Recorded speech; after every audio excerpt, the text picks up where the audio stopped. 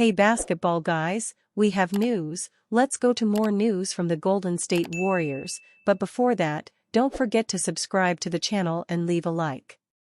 The NBA trade market will be busy, as many teams will make roster upgrades and the Warriors also want to make changes to get back to their dynasty.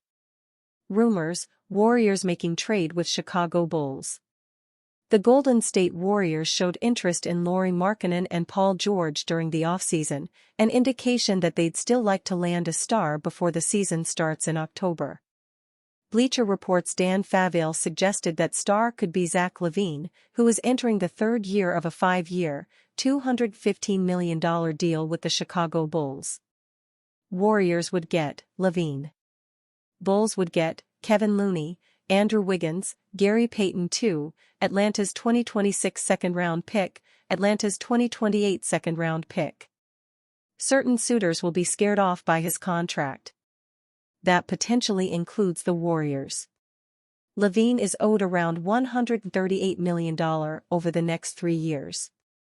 This package is almost a dollar-for-dollar match, so the 2024-25 payroll isn't a concern, Favale wrote in a September 19 story on trade ideas to boost 5 NBA playoff hopefuls' offenses.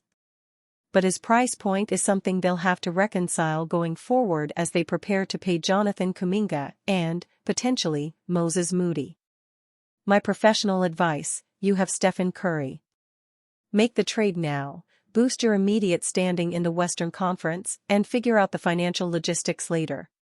Whether LaVine's value has fallen far enough for Chicago to accept seconds and longer-term cap relief is debatable. Or maybe not. LaVine would probably be on another team if there were a market for his services and contract.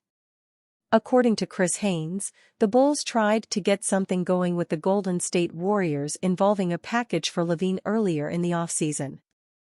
Haynes said in late June that it could have been Chris Paul, who isn't on the Warriors anymore, and Wiggins for LaVine. I was told that the Chicago Bulls were trying to get something going with the Golden State Warriors trying to get a Zach LaVine package together, Haynes said. You know what I was told? It could have been Zach LaVine for Chris Paul and Andrew Wiggins. LaVine was once regarded as one of the better shooting guards in the NBA, evident from his 2 All-Star selections in back-to-back years, 2020-2021 and 2021-2022. LaVine's best season came in 2020-2021, when he averaged 27.4 points, 5.0 rebounds, and 4.9 assists. However, he's coming off a year where he played in just 25 games due to injuries. He averaged 19.5 points and shot 34.9% from three-point range on 6.8 attempts per game in those 25 games. LaVine's 34.9% three-point percentage was his worst since 2017-18.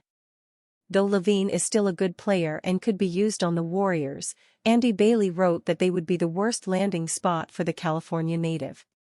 That game, which is more hooper than basketball player, would be trickier to assimilate into a Warrior scheme that has long emphasized ball and player movement.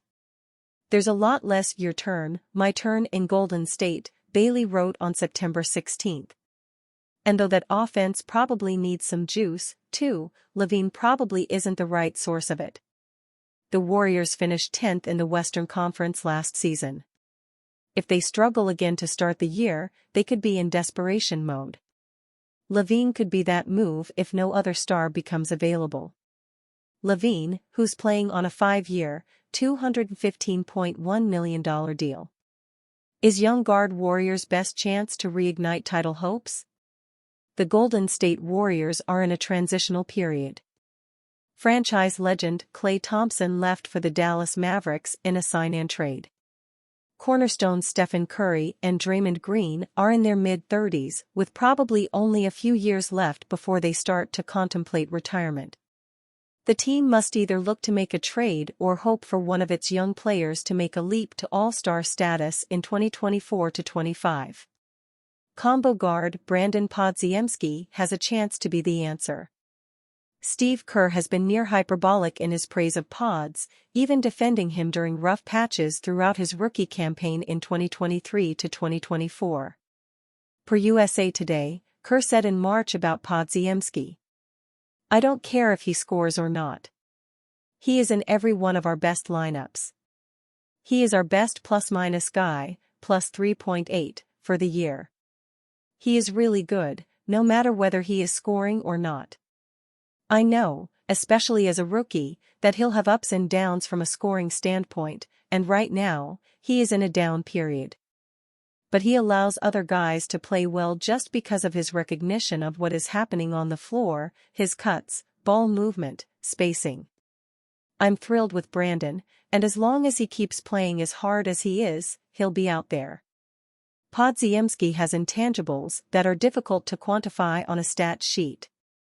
He's just as capable of hitting a big shot down the stretch of a game as he is of guarding the other team's point guard, but often he'll focus on the little things. Diving for loose balls, setting hard screens, and hyping up his teammates after a stunning pass are often Pod's biggest contributions. The Dubs need a lot more than a role player's bag of tricks if they want to reappear in the Western Conference's upper echelon, though. Golden State is offensively challenged.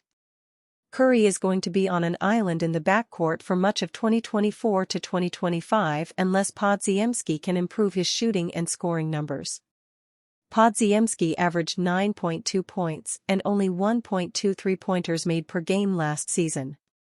He needs to start letting the trays fly, possibly even to the point where his volume equals that of Thompson, who has fired at least 7 per game each of the past 5 seasons. It seems unfair to ask Pods to mimic a first-ballot Hall of Famer, but that's the type of jump the Warriors need.